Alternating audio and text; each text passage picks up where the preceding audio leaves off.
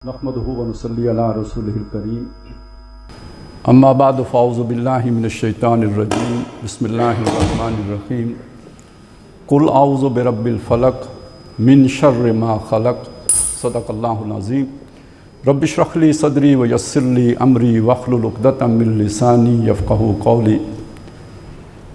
फ़ाज़िल मुक़र्ररीन और सामीन व सामियात,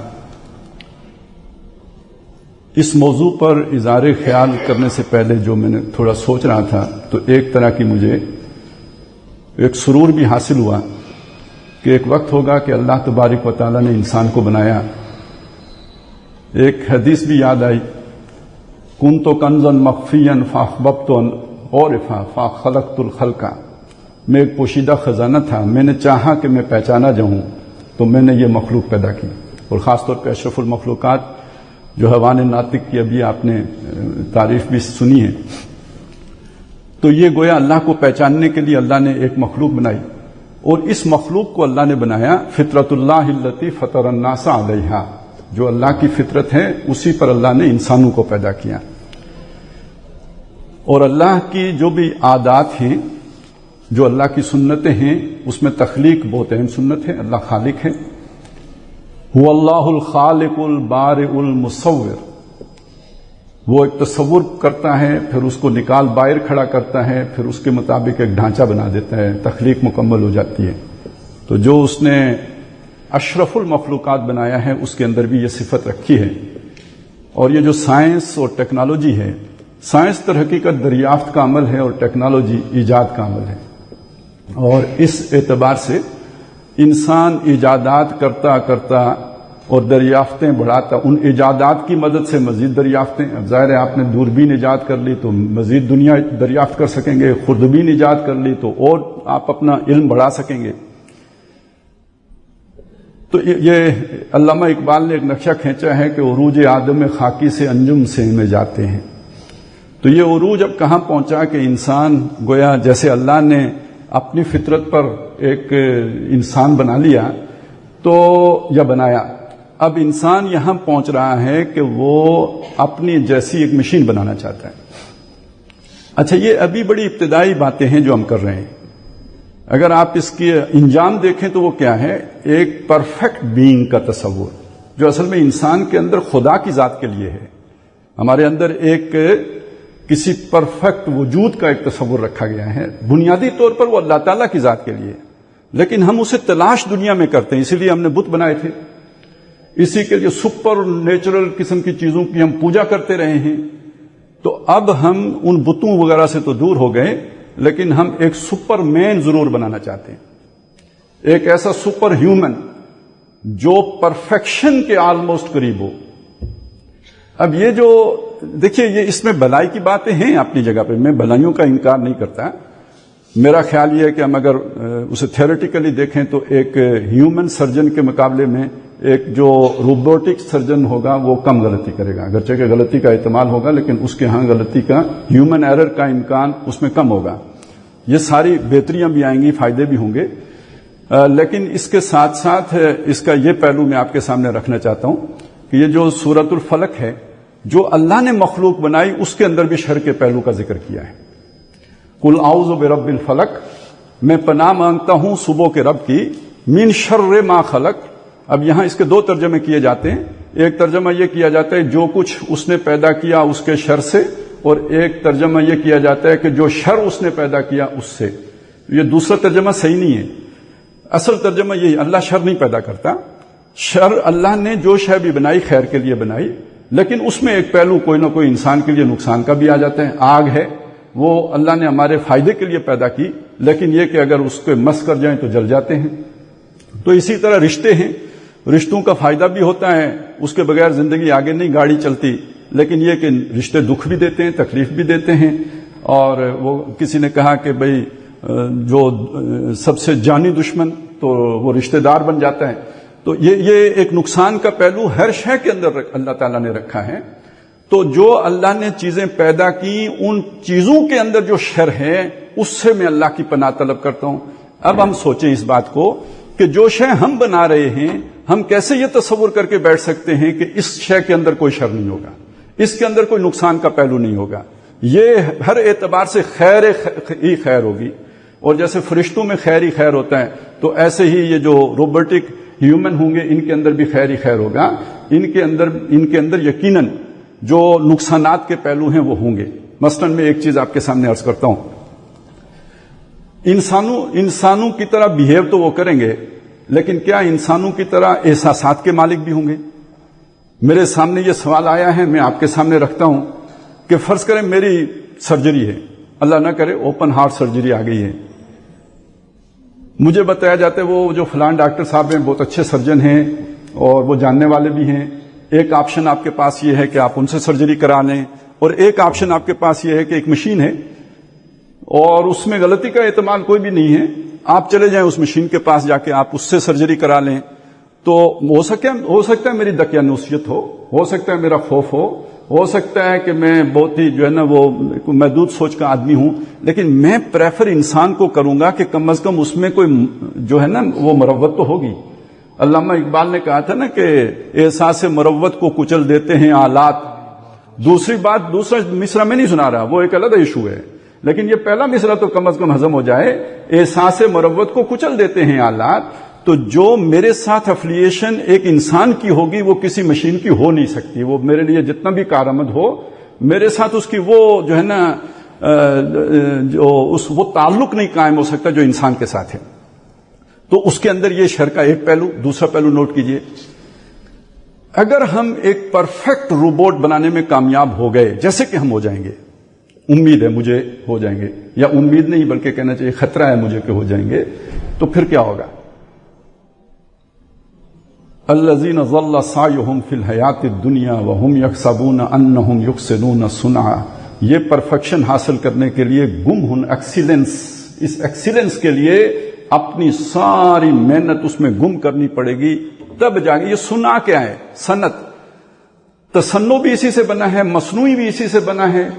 اور اس صنع کے لفظ کے اندر اصل میں وہ ریاضت شامل ہوتی ہے، وہ محنت شامل ہوتی ہے کہ جس کے لیے ہم جسے کہتے ہیں نا فوکسڈ ہو کے کام کرنا، یعنی ہر طرف سے کٹ کے اس کام کا ہو رہنا. تب آپ اپنے پروفیشن میں وہ ایکسیلنس حاصل کر پاتے ہیں. تو آپ نے اگر ایک ایسی ایکسیلنٹ مشین ایجاد کرنی ہے تو اس کا ایک ابھی میرے ذہن میں ایک بات آگے چلیں آپ کے سامنے رکھوں کہ جس نے میرا پورے ڈی این اے دیکھ کے وہ پریڈکٹ کرنے کے قابل ہو گیا کہ 5 سال کے بعد مجھے کیا بیماری لاحق ہوگی. وہ اس قابل ہو گیا کہ مجھے آج پری ایکٹیولی مجھے محفوظ کر لے اس بیماری سے. اچھا وہ ہو سکتا ہے آپ مطلب میں اور آپ ایک کاروبار کرنا چاہتے ہیں، اس نے میرا ڈی این اے بھی لیا، آپ کی انفارمیشن بھی ساری لی، اس کے بعد مجھے پریڈکٹ کر کے بتایا اس بندے کے ساتھ کاروبار نہیں کرنا، یہ بے ایمان آدمی ہے، اس کے اندر اس کے ڈی این اے میں بے ایمانی شامل ہے، اس کے نزدیک مت پھٹکنا، اس سے رشتہ نہیں کرنا، اس سے تعلق نہیں جوڑنا. یہاں تک جب پہنچ جائے گی تو میں سوچ رہا تھا یہ دعائے استخارہ کی ہمیں کیا ضرورت رہ جائے گی. اللہم انکا تقدر ولا اقدر وتعلم ولا اعلم وانت علام الغیوب. تو یہ تو علام الغیوب آ کے میرے سامنے بیٹھ گیا ہے، میں جو اس سے پوچھی جا رہا ہوں وہ مجھے بتائی جا رہا ہے. تو مجھے بیگانہ کس سے کیا، بے پرواہ کس سے کر دی؟ یہ دیکھیے میری کمزوری تھی، یہ میری مجبوریاں تھیں، یہ میری احتیاج تھی جو مجھے ایک سپر نیچرل ذات کے ساتھ جوڑے ہوئے تھی. جس دن میں خود پرفیکٹ ہو گیا یا ایک پرفیکٹ مشین بنانے میں کے قابل ہو گیا جو مجھے سرو کر رہی ہے، اب اس پرفیکٹ بینگ کی مجھے کیا ضرورت باقی رہ جائے گی؟ اچھا یہ سارا جو میں نے بلڈ کیا آپ کے سامنے، میں اس کے نتیجے میں یہ نہیں چاہتا کہ یہ شے نہ ہو. اچھا میں چاہوں بھی تو کیا فرق پڑے گا؟ کیا نہیں ہوگی؟ ہم سب چاہیں نہ ہو تو کیا نہیں ہوگی؟ یہ تو پھر بھی ہوگی. زمانے کی چال کو کبھی کوئی روک نہیں سکتا، زمانے کی ترقی کو کبھی روک نہیں سکتے. پاتے نہیں راہ تو چڑھ جاتے ہیں نالے، رکتی ہے میری تباہ تو ہوتی ہے رواں، اور اس کو روکا نہیں جا سکتا. یہ جس رخ پہ جا رہی ہے اسی رخ پہ آگے جائے گی. لیکن اصل بات جو سمجھانا مقصود ہے وہ کیا؟ ایمان کو نئے چیلنجز پیش آئیں گے. سمجھانا جو مقصود ہے وہ کیا ہے کہ آج کی نسبت کل ایمان رکھنا اللہ پر زیادہ مشکل ہوگا. آنے والا یہ خطرہ بھانپ لینے کی بات ہے. اب آپ پرانے استدلال کی بنیاد پر نوجوان نسل کے ایمان کا تحفظ نہیں کر سکیں گے. اصل بات یہ جو سوچنے کی بات ہے وہ فقہی مسائل سے زیادہ بڑھ کر اس سے زیادہ اہم ہے ایمان کی حفاظت.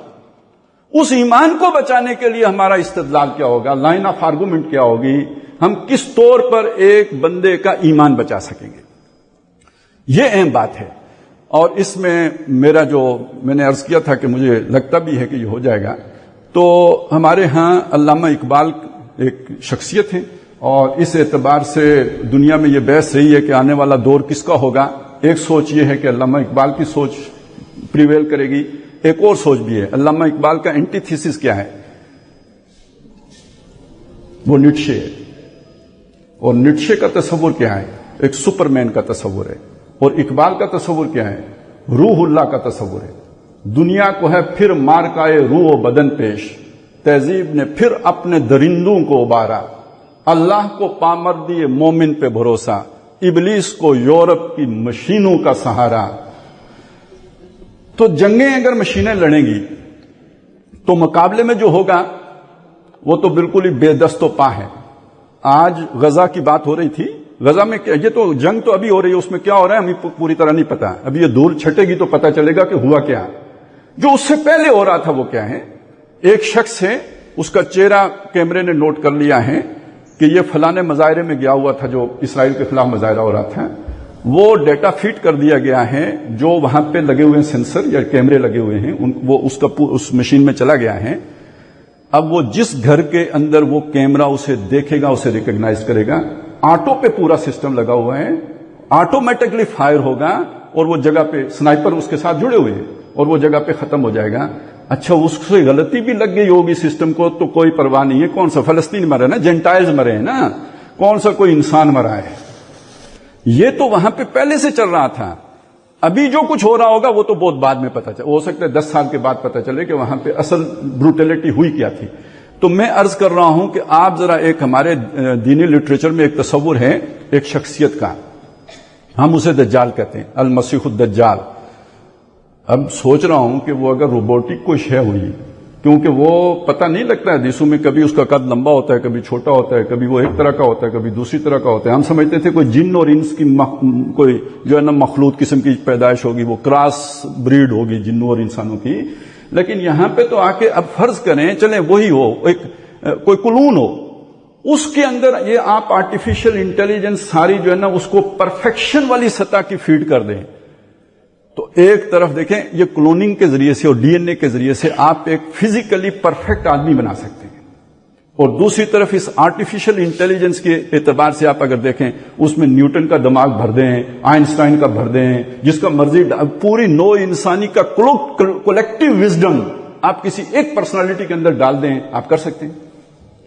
اب ذرا آپ سوچیں کہ وہ جو دجال عجیب و غریب شخصیت کیا ممکن ہوگی یا نہیں ممکن ہوگی, اور اس کے مقابلے میں جو شخصیت آنی ہے جس نے آ کے اس دجال کو ختم کرنا, جس کا مقابلہ کوئی نہیں کر سکے گا, وہ شخصیت حضرت مسیح علیہ السلام کی, اور جس کے لیے قرآن مجید نے روح اللہ کا لفظ استعمال کیا ہے. اب پھر وہ شعر سنیے, دنیا کو ہے پھر مارکائے روح و بدن پیش, تہذیب نے پھر اپنے درندوں کو ابارا, اللہ کو پامر دیے مومن پہ بھروسہ, ابلیس کو یورپ کی مشینوں کا سہارا.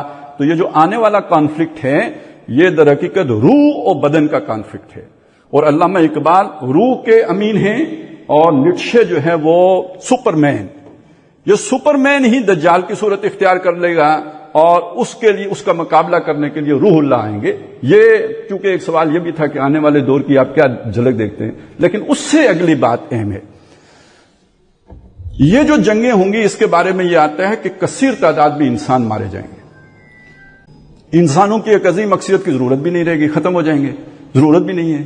کیونکہ اب آپ کے پاس مشینری ہے تو اتنے مزدور کیا کرنے ہیں, خامخواہ ہیں. 3-4 ارب انسان فالتو ہو جائیں گے, خامخواہ کھائیں گے تو کیا ضرورت ہے ان کی. سرمایہ دارانہ ذہن سے سوچیں تو کوئی ضرورت نہیں کی. تو کیا کریں گے, اس لیے بھی یہ روبوٹس آ کے تو اس کی جگہ لے لیں گے. بس ٹھیک ہے, کوئی پیٹرول شٹرول کوئی انرجی استعمال ہوگی, چلیں پیچھے ایک سولر پلیٹ لگا دیں گے, چلتا رہے گا. لیکن جب حضرت عیسیٰ علیہ السلام والا معاملہ ہے, جو ادھر تو ہر تھنکنگ میں نہیں ہوگا جو ہم سمجھتے ہیں, تو انسان تو تھوڑے ہی رہ چکے ہوں گے, لیکن دنیا میں گلوبل ولیج تو بن گیا ہے, حکومت بھی گلوبل ہوگی. اس کا مطلب ٹیکنالوجی نہیں ختم ہوگی, ٹیکنالوجی باقی رہے گی. اور وہ جو سنہری دور کا ذکر ہے جو حضرت عیسیٰ علیہ السلام کے بعد آنا ہے, جس میں کھیتی باڑی بھی بہت ہوگی, زمین اپنی ساری برکتیں نکالے گی, تو یہ سارے روبوٹ اس وقت کام آ رہے ہوں گے. تو میں نے اس کی ایک درجے میں مخالفت تو کی، اس میں جو مضر اثرات ہیں ان کا ذکر تو کیا، لیکن اگر اللہ تعالیٰ کے گریٹر پلان کو سامنے رکھیں تو بالآخر اس نے جا کے مفید استعمال ہونا ہے۔ لیکن کل ہمارے ایمان کے لیے ایک بہت بڑا چیلنج پیش آنا ہے، اور وہ یہ ہے کہ جیسے پہلے سر میں درد ہوتا تھا تو چلیں جی مولوی صاحب کے پاس جائیں، دم کرائیں، اب یہ ہے کہ کوئی ضرورت نہیں ہے، اسپرو کی گولی کھائیں اور چین پائیں۔ تو اسی طرح کل استخارے کی بھی ضرورت نہیں رہے گی، یعنی ہم انسان آہستہ آہستہ اللہ تعالیٰ سے مزید بے پرواہ ہوتا چلا جائے گا، یہ خطرہ ہے۔ ہم نے اس کو میٹ کرنا ہے، اس چیلنج کو دیکھنا ہے، اس سے نیوٹرلائز کرنا ہے کہ ہمارا ایمان محفوظ رہے۔ باقی یہ کہ ہر شے میں جہاں خیر ہوتا ہے تو وہاں شر بھی ہوتا ہے، جہاں شر ہوتا ہے تو وہاں خیر بھی ہوتا ہے۔ اللہ تعالیٰ ہمیں خیر کو جو ہے استفادہ کرنے کی اس سے توفیق عطا فرمائے، شر سے ہمیں محفوظ فرمائے۔ قل اعوذ برب الفلق من شر ما خلق۔